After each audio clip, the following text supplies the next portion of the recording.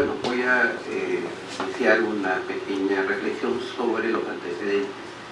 En principio quisiera destacar que el tema de gestión de riesgo no es un tema que surge en base a una ley, sino todo un largo proceso anterior, en donde un hito muy importante va a estar en lo que se llamó en la medida de los años 90 la crisis humanitaria a nivel global, que generan una reforma de todo el sistema humanitario mundial, luego del fracaso de algunas intervenciones, en donde no se toma en cuenta las causas últimas de no solamente los desastres, sino de los conflictos en el mundo, ¿no? Entonces, a partir de ahí es que nace todo una dinámica nueva de innovación. En el campo humanitario vamos a tener, por ejemplo, el programa Esfera, que es un intento de reformar los códigos y los procedimientos humanitarios, y para esto se va a señalar fundamentalmente la necesidad de contar con estándares mínimos para la ayuda humanitaria. Es decir, la idea básica ya en ese momento es que no podemos pensar que las personas afectadas o damnificadas por los desastres son objetos de la ayuda humanitaria, sino son sujetos con derechos. Y entonces el tema de los derechos se empieza a permear todo lo que es la gestión de riesgo o la posterior gestión de riesgo. Y el segundo aspecto que se señaló, que creo que fue muy relevante, es justamente el cambiar el enfoque centrado en la preparación y respuesta a desastres, en un enfoque centrado en las causas que generan los desastres y en este caso en las condiciones de riesgo preexistentes. Y a ese nivel, el enfoque de gestión de riesgo nace en América Latina a través de una red de instituciones y científicos sociales que van a plantearse la necesidad de tener una mirada centrada en los riesgos y no solamente en los desastres como tales, ¿no? Esto tiene una implicancia muy importante porque el centrarse en los desastres es tratar de afrontarlos, asumirlos como que son algo que existe de por sí y que no es posible enfrentar sus causas. Centrarse en los riesgos tiene que ver mucho con las causas, y esas causas están muy asociadas a los procesos y la gestión del desarrollo. Y entonces lo que es nuevo aquí es que ya no vamos a, no es que se deje de lado la preparación y respuesta a los desastres, sino que es indispensable cambiar nuestro enfoque y también nuestra perspectiva y también nuestra articulación con los distintos actores del desarrollo. Lo que está en juego a ese nivel es que tengamos que incorporar en el tema de gestión de riesgo no solamente las situaciones de riesgo, de las situaciones de riesgo existentes que se hacía de alguna forma en los análisis de riesgo, es decir, las condiciones de riesgo, sino que hay que ir un poco más atrás y tratar de entender cuáles son los procesos que generan también esas condiciones de riesgo. Y eso nos lleva a hablar de la gestión del territorio, del manejo territorial, nos lleva a hablar de la gestión pública, nos lleva a hablar de la intervención y gestión privada, y la necesidad de ver cómo estos agentes, al igual que en general la población, contribuye o sea a reducir los riesgos o sea a incrementarlo o generarlo. Entonces el tema no se queda en simplemente digamos responder a las condiciones de riesgo. Y esto nos lleva también a la necesidad de articularse con los distintos aspectos o dimensiones de la gestión de riesgo. Y entonces el tema de manejo territorial, los temas de gestión pública, los temas de inversión pública, que están íntimamente articulados con la gestión de riesgo.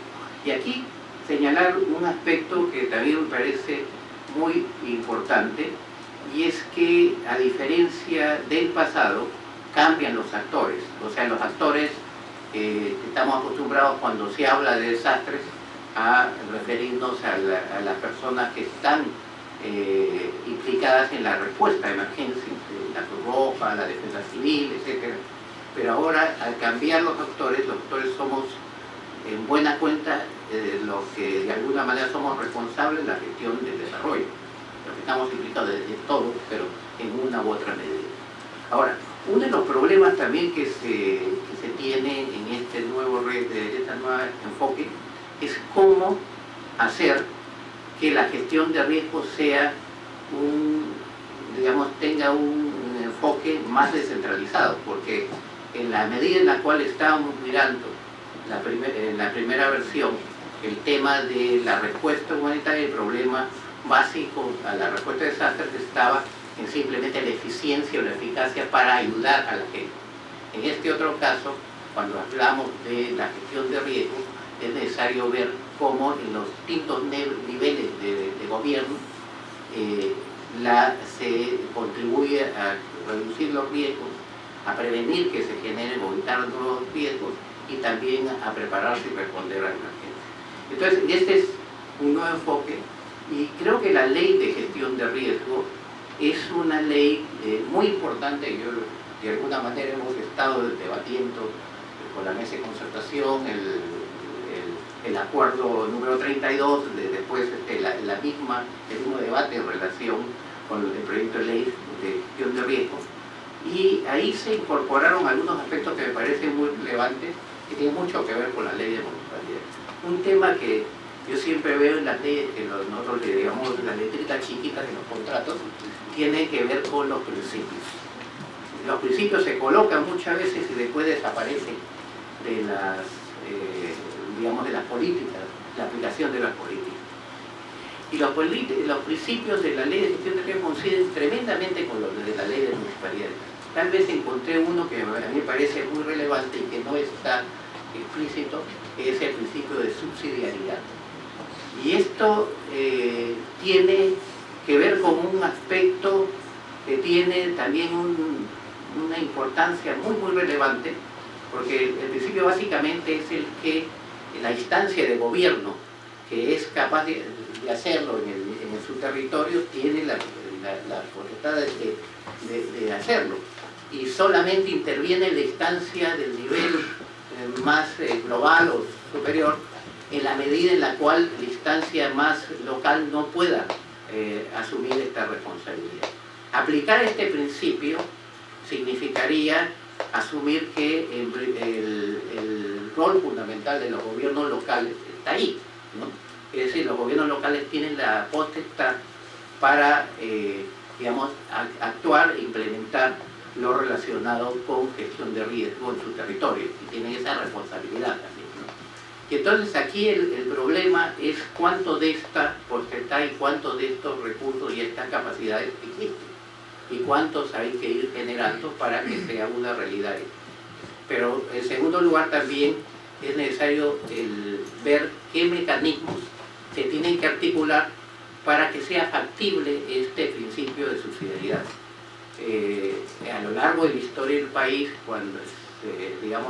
cuando hay un desastre, siempre se crean comisiones o instancias del gobierno central para intervenir, y se dejan muchas veces en el pasado, pero ahora no, de lado a las autoridades locales, que tienen, de acuerdo a este principio, tendrían que tener una función central. Lo mismo ocurre en las emergencias mismas, cuando vemos en los niveles de intervención que en el pasado se han venido dando. Ahora el gran reto es cómo hacer que los distintos actores, el nivel local, el nivel nacional, en general los gobiernos regionales y el gobierno central, puedan actuar en función de este principio. Y eso creo que es una cosa muy importante. Quisiera también destacar algo que tal vez no está suficientemente explicitado en la ley y que creo que de alguna manera obedece a este realismo, entre comillas, de los que elaboraron la ley, asumen lo siguiente: existe la ley de municipalidades, la ley de gobiernos regionales, que es una legislación superior a lo que pueda ser una ley de gestión de riesgo. Entonces la ley de gestión de riesgo como el que la han limitado en función de la realidad existente, es decir, en la ley de gestión de riesgo se habla de crear el Sistema Nacional de Gestión de Riesgo, pero en la ley de municipalidades y gobiernos regionales se habla de defensa civil. Entonces, en la ley de gestión de riesgo se ha puesto una plataforma de defensa civil y no una plataforma de gestión de riesgo a nivel municipal y a nivel regional, porque simplemente no podían ir contra la ley misma de municipalidades. Si nosotros cambiamos la ley de municipalidades, tendrá que cambiarse también la ley de gestión de riesgo en esos aspectos y tener el tema de la plataforma de gestión de riesgo. Esto tiene muchas implicancias, porque la plataforma de gestión de riesgo es tal vez el mecanismo que permitiría a los gobiernos locales y a los gobiernos nacionales contar con una mayor participación de la población organizada, del sector privado y de las instituciones generales, académicas y otras, para reducir los riesgos o para apoyar o participar en los procesos de gestión de riesgo en los distintos niveles territoriales.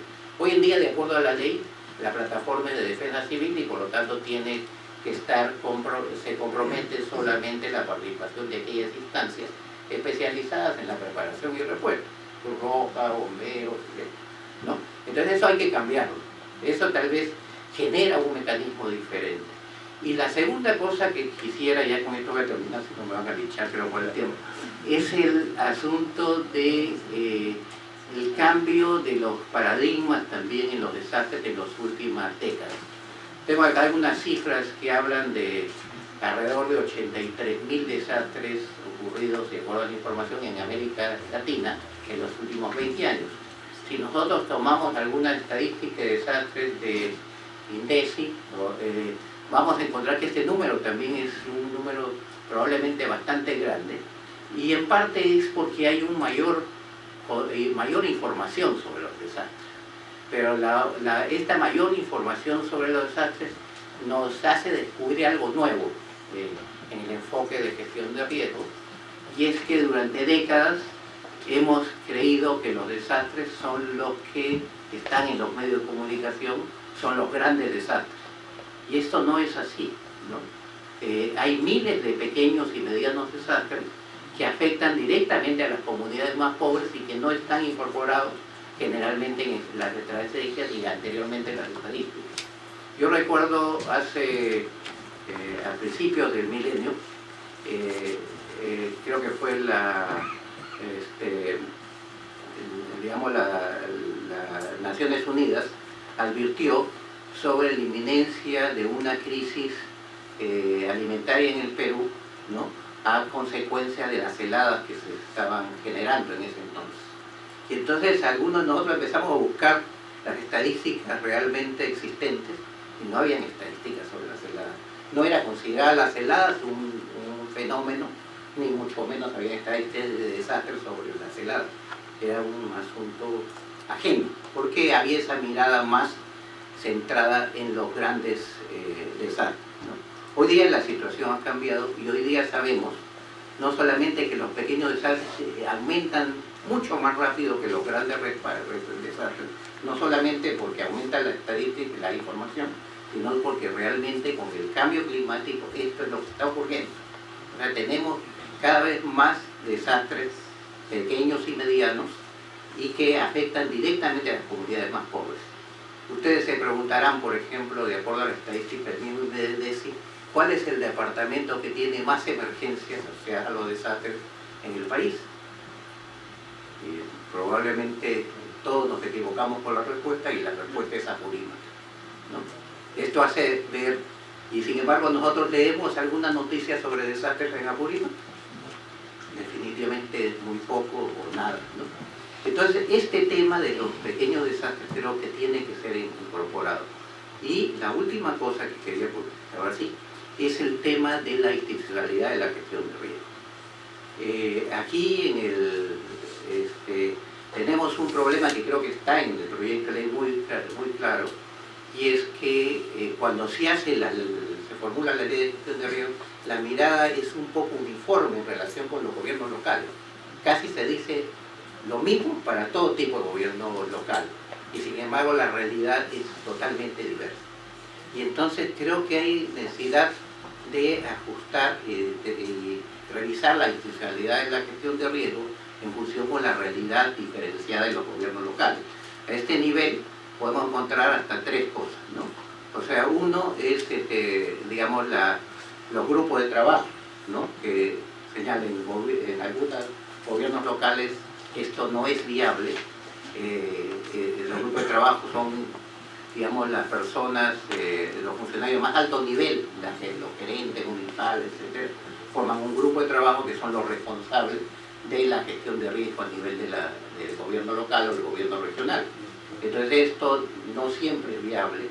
El segundo, la proliferación de planes, ¿no? Planes, creo que son 6, 7 planes de gestión de riesgo que le demandan a cada gobierno local o gobierno regional. Esto tampoco es viable en muchos casos. Y la tercera cosa es la institucionalidad. Se dice muy poco de cómo se organiza la gestión de riesgo al interior de los gobiernos locales. Y este es un reto, también tiene que ver con la diversidad.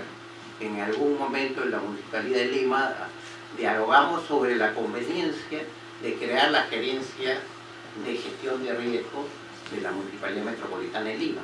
Pero esto sería una locura para muchos otros gobiernos locales. Entonces creo que es necesario afinarlo en función de las realidades y de la diversidad. Y creo que eso ayudaría muchísimo. Bueno, ahí termino y mil disculpas por haberme extendido. Agradecemos la participación del señor Pedro Fernández.